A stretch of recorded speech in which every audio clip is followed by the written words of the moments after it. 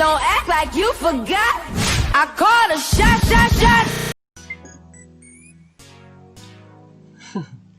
Halo semua, kembali lagi di hashtag tugas school. Dan kali ini akan membahas dari kelompok 6 Bahasa Indonesia tentang sistem rujukan dan daftar pustaka. Jadi langsung saja. Bismillahirrahmanirrahim. Sistem rujukan dan daftar pustaka dari kelompok 6. Jadi akan membahas tentang kutipan, catatan kaki, dan daftar pustaka. Kutipan adalah gagasan, ide, pendapat yang diambil dari berbagai sumber. Kutipan terdiri atas dua jenis, yaitu kutipan langsung dan kutipan tidak langsung. Ciri-ciri kutipan langsung itu antara lain ada 4. Kutipan langsung pendek. Ketentuan untuk menulis kutipan langsung pendek yaitu diintegrasikan langsung, diapit oleh tanda kutip, dan menuliskan sumber kutipan baik di awal maupun di akhir. Dan kutipan langsung panjang, ketentuannya dipisahkan dari tulisan penulis dengan spasi yang lebih kecil, diapit oleh tanda kutip ataupun tidak, dan menuliskan sumber kutipan di akhir. Seperti itu perbedaannya. Kutipan langsung.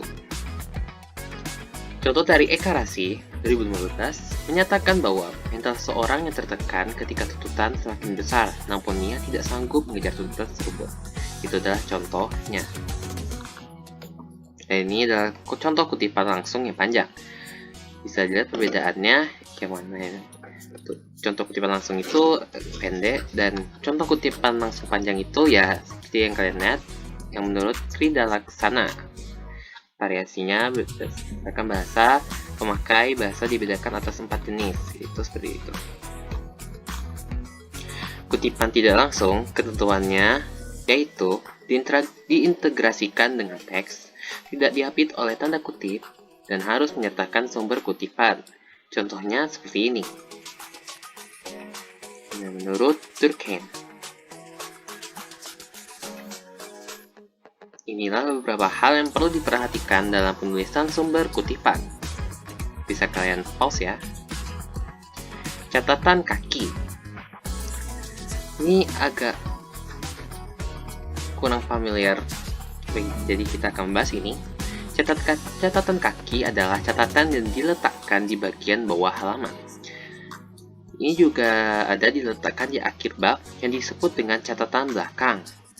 Letaknya di akhir bab pada sebuah buku ataupun sebuah artikel. Yang menurut S.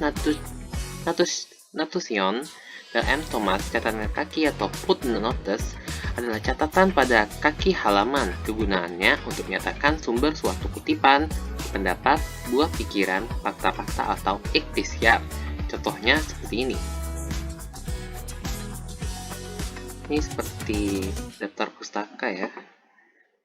Catatan kaki fungsinya yaitu sebagai berikut: menjelaskan referensi yang dipergunakan, menjelaskan komentar penulis terhadap pernyataan dalam teks yang dipandang penting, tetapi tak dapat dinyatakan bersama teks karena dapat mengganggu alur tulisan.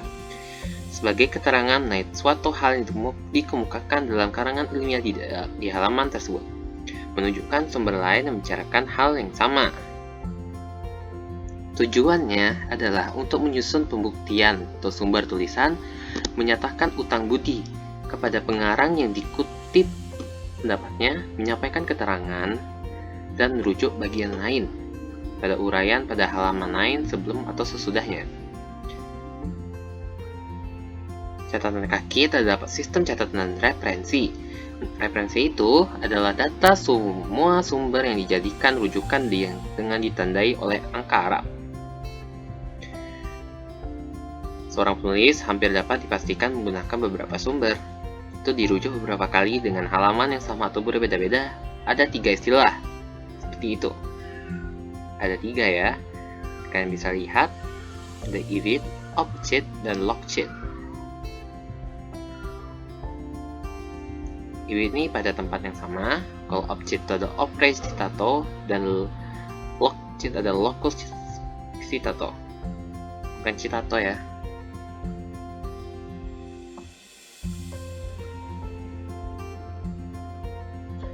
Apa sih itu daftar pustaka? Nah, daftar pustaka berisi keterangan mengenai sumber rujukan yang digunakan dalam penyusunan tugas akhir. Ini meliputi nama pengarang, tahun terbitan, judul buku, kota penerbitan, dan nama penerbit. Bila yang dimiliki pengarang tidak dicantumkan dalam daftar pustaka. Daftar dapat berupa buku teks, jurnal penelitian, dan sebagainya. Disusun secara alfabetis menurut nama belakang pengarang dan tidak perlu menggunakan nomor urut. Fungsinya itu ada 4. 1. Membantu pembaca mengenai ruang lingkup studi penulis. 2. Memberikan petunjuk. 3. Membantu pembaca memilih referensi yang sesuai dengan bidang studinya.